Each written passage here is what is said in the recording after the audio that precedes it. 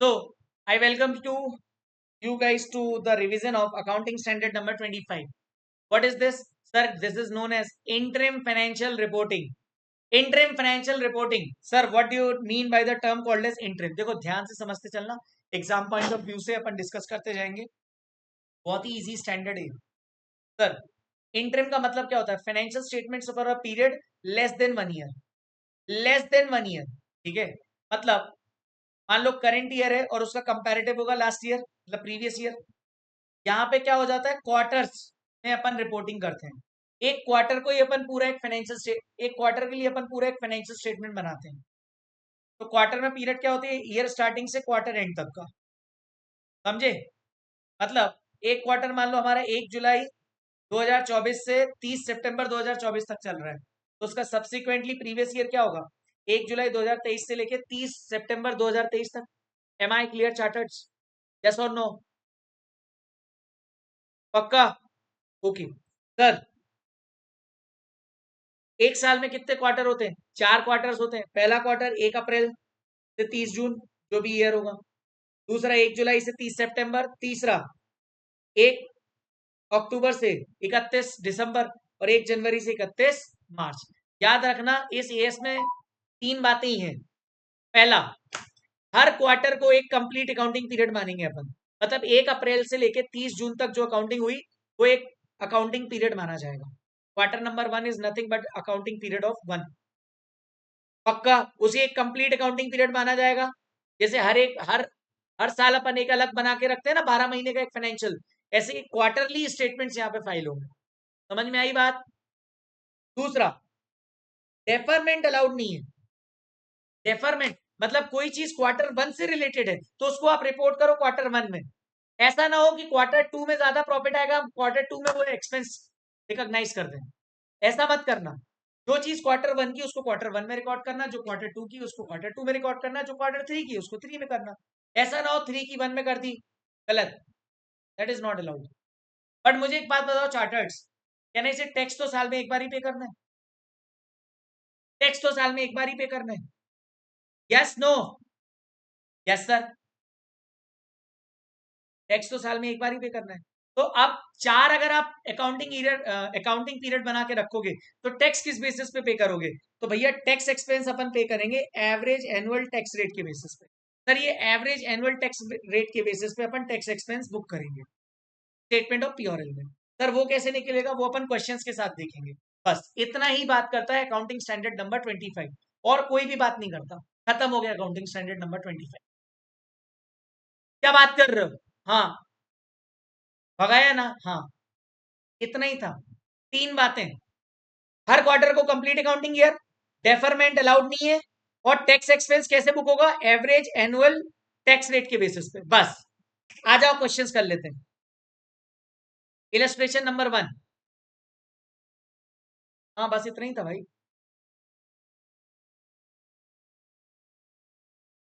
ये तो शुरू होते ही खत्म हो गया सर. इतना ही है. So sorry. Question number 1, illustration 1. ध्यान से देखो. एक इनकॉर्पोरेशन है, उनके 4 क्वार्टर है और उनके 4 क्वार्टर्स की सेल है. पहले क्वार्टर की सेल 10% होती है साल भर में, सेकेंड क्वार्टर से 10%, थर्ड क्वार्टर से 60%, फोर्थ क्वार्टर की 20%. ठीक है. Information regarding first quarter on ended on 30 June is as follows. Sale से आपकी 80 करोड़. मतलब ये मतलब बताओ फर्स्ट क्वार्टर मतलब कब एंड हो रहा है, यहाँ की इंफॉर्मेशन दी, इस क्वार्टर की इंफॉर्मेशन दी है अपने को. ध्यान से देखना, इसके क्वेश्चन गलत कर देते हैं बच्चे फिर भी. अपने को फर्स्ट क्वार्टर की इंफॉर्मेशन दी है. ये जो सेल 80 करोड़ की कौन से क्वार्टर की है? फर्स्ट क्वार्टर की. उसमें एक्सपेंसेस है अपने 60, एडवर्टाइजिंग 4, एडमिन 8 करोड़. ठीक है सर, कोई दिक्कत नहीं. While preparing interim financial report for first quarter, company wants to defer 10 crores expenditure to third quarter on the argument that third quarter is having more sales, therefore the third quarter should be debited by more expenditure. Considering the seasonal nature of business and expenditure are uniform throughout all the quarters, calculate the result of first quarter as per AS5. Also give a comment on the company's view. मुझे एक बात बताओ, ये कह रहे हैं 10 करोड़ का जो खर्चा है उसे ये डेफर करना चाहते हैं थर्ड क्वार्टर में, जबकि वो खर्चा फर्स्ट क्वार्टर का है. क्या डेफरमेंट अलाउड है एज पर एस 5? नो, नहीं अलाउड है। ठीक है, तो आपसे दो चीजें पूछी, क्या कंपनी का ट्रीटमेंट सही है, उस पर कॉमेंट करो, और रिजल्ट निकाल के बताओ फर्स्ट क्वार्टर का, मतलब फर्स्ट क्वार्टर का प्रॉफिट एंड लॉस बताना, रिजल्ट मतलब प्योरल एज पर AS5। तो देखो प्योरल कैसे बनाओगे, रेवेन्यू फ्रॉम, देखो स्टेटमेंट ऑफ प्रॉफिट और लॉस फॉर Q1, क्वेश्चन 1 नहीं है कुशल, क्वेश्चन 1 नहीं है, Q1 है, quarter 30 ml, yes that one, ending on 30th June, done. ठीक है सर, रेवेन्यू फ्रॉम ऑपरेशन, इसमें सेल आ जाएगी, सेल कहां दी है 80, ये हो गई हमारी total income. Sir employee benefit expense 60, कैसे सर, ये salary and other expenses, sir ये 4 और 8 अदर एक्सपेंसेस हो जाएंगे 12 करोड़ के, ये मैंने अदर एक्सपेंसेस 12 करोड़ के लिख दिए, कहना चाहिए टोटल एक्सपेंसेस 72, रिजल्ट आ गया आपका फर्स्ट क्वार्टर का 8 करोड़ प्रॉफिट आ गया, है ना। और मैंने कमेंट दे दिया, deferment of 10 crore expenditure is not allowed as per AS25 from Q1 to Q3, therefore contention of the company is wrong, खत्म। दोस्तों पता है ये फाइनल का क्वेश्चन, ये फाइनल में 8 नंबर में आ चुका है, ditto question as it is, इन्होंने AS25 में डाल दिया। क्या था इसमें, कुछ भी नहीं,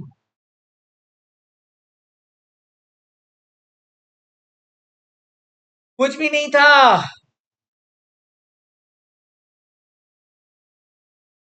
डन, आगे बढ़े, आ गया था, इंटर में नहीं आएगा। Illustration 2, the accounting year of X Limited ends on 30th September and makes it report quarterly, ठीक है, मतलब ये क्वार्टरली रिपोर्टिंग करते हैं, कोई दिक्कत नहीं। However, for the purpose of tax, year ends on 31st March every year। अब ध्यान से समझना, इनका अकाउंटिंग ईयर कब खत्म होता है, 30 सितंबर 2001 को, और इनकम टैक्स के पर्पज से कब इनका ईयर एंड होता है, 31st मार्च ईच ईयर। और इनका अकाउंटिंग ईयर कहां से, 1 अक्टूबर से लेके 30 सितंबर तक है। सर ऐसा तो होता ही नहीं, क्वेश्चन में दिया है तो मानना पड़ेगा, दिमाग मत लगाना वहां। क्वार्टरली इनकम एज फॉलोज, हर एक क्वार्टर की इनकम देके रखी है इन्होंने, 1 अक्टूबर से 31 दिसंबर, 1 जनवरी से 31 मार्च, 1 अप्रैल से 30 जून, और 1 जुलाई से 30 सितंबर।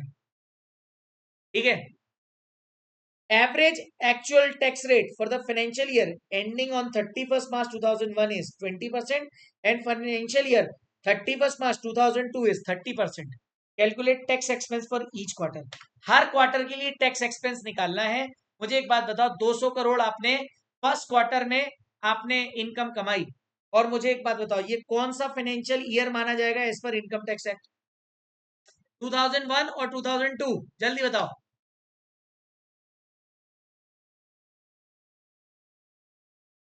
एवरीबडी। यस 2001। सर कैसे, गिवन है ना, हर एक टैक्स वाला टैक्स के हिसाब से 2001 वाला ही माना जाएगा, 31 मार्च को खत्म हो रहा है। तो मैं, मुझे एक बात बताओ, ये दोनों तो 2001 की इनकम मानी जाएंगी 31 मार्च तक। तो देखो 200 करोड़ इंटू 20% 40 करोड़, 200 करोड़ इंटू 20% 40 करोड़, लेकिन इसके बाद वाले ईयर में 30% हो जाएगा। तो यहाँ पे 200 crore into 30% 60, 200 crore into 30% 60, can I say this is the tax expense for each quarter. वही पूछा था, tax expense for each quarter.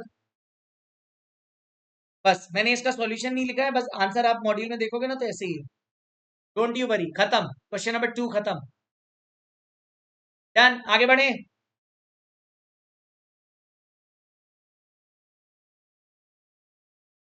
Illustration number 3, आ जाओ।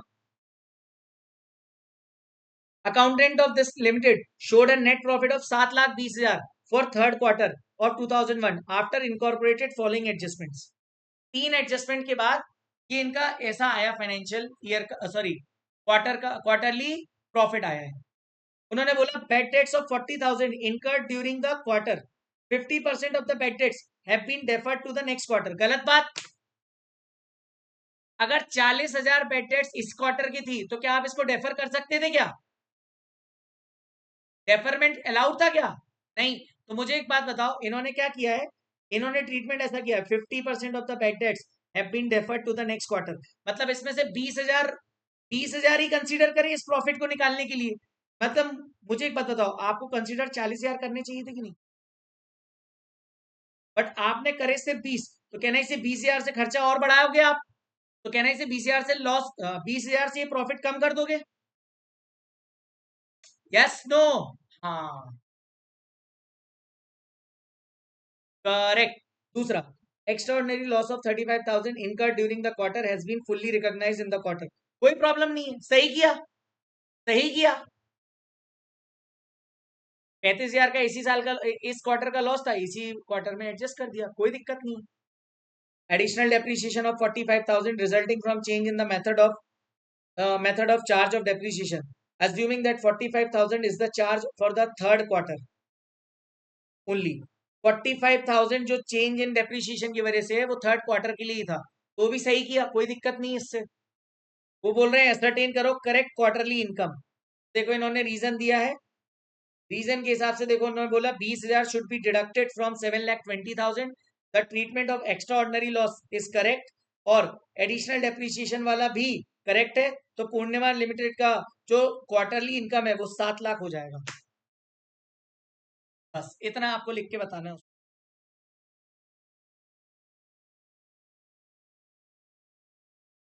डन, करेक्ट, आगे बढ़ जाओ। हमने पिछले 10-12 मिनट में ऑलमोस्ट क्वेश्चंस पे आ गए AS25 में, ठीक है।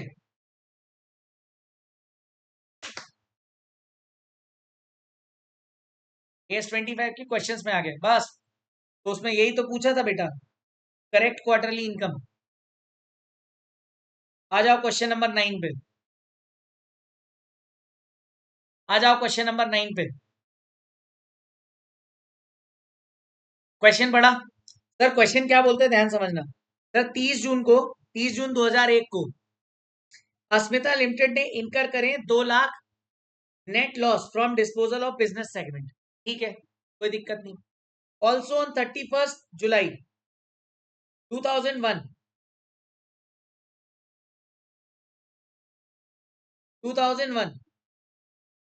Company paid 60,000 property tax assessed for the calendar year 2001। How the above transaction should be included in determination of net income of Asmita Limited for the first 6 months interim period ended on 30th September 2001। ध्यान से समझना, 2 transaction हुए, मेरा सिर्फ हाँ या ना में जवाब देते चलना फटाफट से, फिर ये बाद में रीड कर लेना। आंसर बहुत बड़ा है इसका, आप आराम से रीड करना, मैं सिर्फ समझा दे रहा हूं। देखो 2 लाख का इनका नेट लॉस हुआ है बिजनेस सेगमेंट से 30 जून को, कहना इसे बिजनेस सेगमेंट से अगर लॉस हुआ है तो it is for entire year, it is for entire year, so can I say it should be allocated to all the 4 quarters. Yes और नो? बस यही करना था, 2 लाख को चारों में बांट देना है। अब आते हैं दूसरा ट्रांजेक्शन, 60,000 जो प्रॉपर्टी टैक्स आपने दिया है, वो 60,000 वाला जो प्रॉपर्टी टैक्स है वो भी पूरे कैलेंडर ईयर के लिए था, हाँ कि नहीं? अगर ये 60,000 पूरे कैलेंडर ईयर के लिए था तो कहना इसे हर एक क्वार्टर के लिए 15,000 हो जाएगा, हर एक क्वार्टर के लिए 15,000 हो जाएगा। फर्स्ट 6 मंथ्स के लिए कितना हो जाएगा? 6 मंथ्स में कितने हो जाते हैं? 2 क्वार्टर हो जाते हैं, तो 30,000, और बाकी के 2 क्वार्टर बचे 15-15 अगेन 30। बस इतना ही था, आंसर खत्म, खत्म, इतना ही था, खत्म। इसको आप रीड कर लेना, होमवर्क है, हाईलाइटेड एरिया ही रीड कर लोगे तो आंसर पता चल जाएगा। बस यही पूछा था उसने कि कैसे आप उसको ट्रीट करोगे। अरे यार ये तो बहुत ही आसान है, बस ऐसे ही है। अब आ जाओ ये क्वेश्चन एक बहुत अच्छा क्वेश्चन है, ये अगर नहीं देख के गए तो अपन गलती कर देंगे वहां पे। और ये लास्ट क्वेश्चन है अपना, बस question number 10 of your study material. Sir एक एंटरप्राइज रिपोर्ट करती है क्वार्टरली, उनकी एनुअल इनकम कितनी है? 10 लाख की। उनका एज्यूम करते हैं टैक्स रेट फर्स्ट 5 लाख के लिए 30% है और बैलेंस इनकम के लिए 40% है, ठीक है। एस्टिमेटेड क्वार्टरली इनकम आर 75, 2,50,000, 375 और 3 लाख, चारों क्वार्टर्स की इनकम देके रखी है। वो आपसे बोल रहा है टैक्स एक्सपेंस रिकॉग्नाइज करना है ईच क्वार्टर में। मुझे बताओ टैक्स एक्सपेंस किस बेसिस पे रिकॉग्नाइज करते हैं? एवरेज एनुअल टैक्स रेट के बेसिस पे। Hello, average annual tax rate के बेसिस पे। तो can I say first I have to calculate average annual tax rate. Average annual tax rate calculate करनी पड़ेगी मुझे। अच्छा, मेरी टोटल इनकम कितनी है? 10 लाख। शुरुआत के 5 लाख पे 30% से टैक्स निकाला मैंने, तो 1.5 लाख आ गया। 1.5 lakh is what? My tax on first 5 lakhs and remaining 5 lakhs पे 40%, दैट इज 2 lakhs। तो कैन आई से मेरा टोटल टैक्स कितना हो जाएगा? 3,50,000। 3,50,000 डिवाइड बाई 10 लाख इंटू 100 कर दूंगा तो मेरा आ गया 35%। This 35% is nothing but average annual tax rate, जिसको अपन बोलते हैं weighted average annual income tax rate. ओ, ये तो बहुत आसान है सर। ये तो कुछ नहीं, डेटा को उठाया, पहले 5 लाख की अच्छा सर। सर कल एक था ना, कौन था, कोई तो था ना वो टीडीएस वाला दिमाग लगा रहा था, तो उसको मैं बोल दूं भाई इनकम टैक्स वाली रेट मत लगाते ना, क्वेश्चन में जो रेट की हुई नहीं एफ में वही वाली लगानी है। मोहित, यस मोहित, इनकम टैक्स वाली नहीं, इधर वाली। हाँ, सुगत, कुशल, ये लोग क्या अपने केयरिंग पर्सन है हमारी क्लास के। तो एक बार इनको मैं टोक ना दूं ना, मजा नहीं आता, मेरा दिन खत्म नहीं होता। चलो ध्यान से, ओए सर 5 लाख पे 30% कितना है? 1.5 लाख। और बाकी 5 लाख पे 40% मतलब 2 लाख। कहने से टोटल टैक्स हो गया 3.5 लाख। 3.5 लाख हो गया। और टोटल इनकम कितनी थी? 3.5 लाख का टैक्स दे रहे हो 10 लाख पे, तो कहने से 35% आप टैक्स दे रहे हो ओवरऑल, एवरेज देखा जाए। 35% का इंटू आप कर दो, तो देखो आपकी क्वार्टरली वन की इनकम कितनी थी? 75। 75 into 35%, 2.5 lakh into 35%, 375 into 35%, 3 lakh into 35%, खत्म। 10 लाख का ये और 3.5 लाख की ये टैक्स दो। Very easy, and that's it for accounting standard number 25। इसी के साथ हमारा अकाउंटिंग स्टैंडर्ड नंबर 25 समाप्त। इतना इंडिविजुअली स्टूडेंट की बेइज्जती क्यों करते हैं भैया आप तो? यार देखो, मेरा तुम लोगों से बहुत प्यारा अटैचमेंट है, कभी तुमको ऐसा बुरा लग जाए ना मेरी बात पे, तो 2 रोटी एक्स्ट्रा खा लेने का, मेरे को कोई फर्क नहीं पड़ता। और मेरे बहुत खासम खास होते हैं जिनकी मैं टांग खींचता रहता हूँ, तो डोंट यू वरी। मेरे को ऐसा लगता है कि मेरा तुम सब पे हक है, तो don't you worry about it. चलो, अच्छा मेरी बात सुनो, ओए यस, केस 25 हमारा पूरा समाप्त। इसमें कोई भी डाउट्स थे क्या? हमने सारे क्वेश्चन भी खत्म कर दिए। Done, okay, so we have finished the entire AS 25 in 18 minutes.